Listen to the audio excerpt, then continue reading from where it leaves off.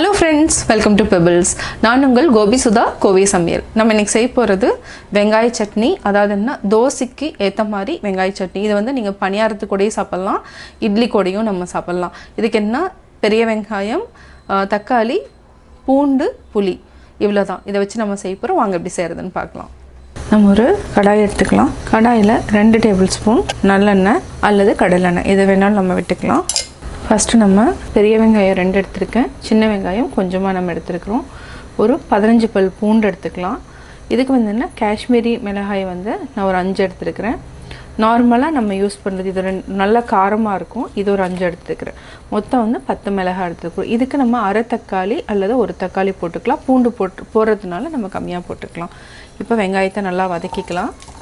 இது கூடவே நம்ம பூண்டையும் போட்டு வதக்கிக்கலாம். இது நல்லா ஹை ஃப்ளேமில் வச்சு நல்லா வதக்கிக்கலாம். வதக்கிறப்பவே நம்ம வரமிளகாயும் ஆட் பண்ணிக்கலாம். இது வந்து இந்த கார சட்னி வந்து என்னென்னா பணியாரம், இட்லி, தோசைக்கு நல்ல காம்பினேஷன். அதாவது என்னென்னா உங்களுக்கு கலரும் பார்த்தா நல்லாயிருக்கும். இந்த மிளகாயில் காரம் இருக்கிறதுனால நான் 5 தான் போட்டுக்கிறேன். காரம் உங்களுக்கு இன்னும் ஜாஸ்தி வேணும்னா நீங்கள் இன்னும் கொஞ்சம் ஆட் பண்ணிக்கலாம்.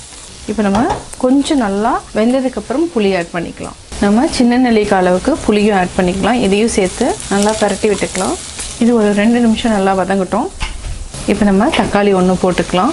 ரொம்ப போட வேண்டாம், ஒரே ஒரு தக்காளி போட்டாலே போதும். இல்லைனா அரை தக்காளி போட்டுக்கோங்க. ஏன்னா தக்காளிலேயே புளிப்பு இருக்கிறதுனால நம்ம ஒரு தக்காளி மட்டும் ஆட் பண்ணிக்கலாம்.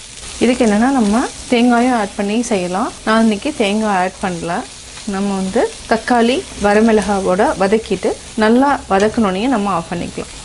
தக்காளி வந்து வெந்தாலே போதும், இந்த மாதிரி கலர் மாறினாலே போதும். நம்ம ரொம்ப நேரம் வதக்கணும்னு அவசியம் இல்லை. இப்போ வந்து ஆற வச்சு அரைச்சிக்கலாம். நம்ம அரைக்கிறப்போ உப்பு சேர்த்துக்கலாம். இப்போவே உப்பு சேர்த்திங்கன்னா தண்ணி விட ஆரம்பிச்சிடும். நம்ம அரைக்கிறப்போ கல்லுப்பு சேர்த்து அரைச்சிக்கலாம். இப்போ நம்ம ரெடி பண்ணிக்கலாம். வெங்காய கார சட்னி மிக்ஸி ஜாரில் போட்டுக்கலாம். இப்போ நம்ம தேவையான அளவு உப்பு சேர்த்துக்கலாம். அரைச்சி எடுத்துக்கலாம். இப்போ நம்ம தோசை ஊற்றிக்கலாம்.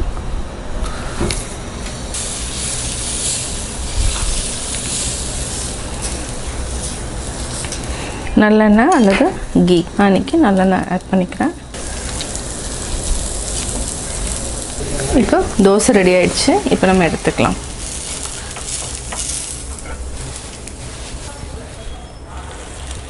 இப்போ நம்ம வெங்காய சட்னி ரெடி பண்ணிட்டோம்.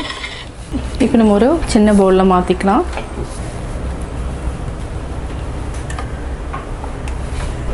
சுவையான வெங்காய சட்னி தோசை ரெடி. வெங்காய சட்னி எப்படி செஞ்சேங்கிறத பார்த்தீங்க. கட்டாயம் உங்களுக்கு இந்த வீடியோ பிடிச்சிருக்கும். இந்த வீடியோ பிடிச்சதுன்னா லைக் பண்ணுங்கள், ஷேர் பண்ணுங்கள், மறக்காமல் சப்ஸ்கிரைப் பண்ணுங்கள். பக்கத்தில் இருக்கிற பெல் ஐக்கானை கிளிக் பண்ணிங்கன்னா நாங்கள் அப்லோட் பண்ணுற வீடியோவை நீங்கள் பார்க்கலாம். என்னோடய குக்கிங் வீடியோ முடிஞ்சதுக்கப்புறம் பார்த்தீங்கன்னா ஒரு திருக்குறள் வந்து நீங்கள் பார்க்கலாம். உங்கள் குழந்தைகளுக்கு நீங்கள் சொல்லித்தரலாம்.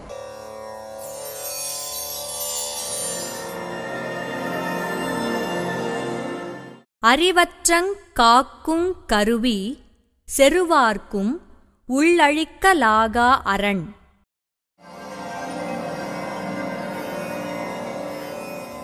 விளக்கம். அறிவு அழிவு வராமல் காக்கும் கருவியாகும். அன்றி பகை கொண்டு எதிர்ப்பவர்க்கும் அழிக்க முடியாத கோட்டையும் ஆகும்.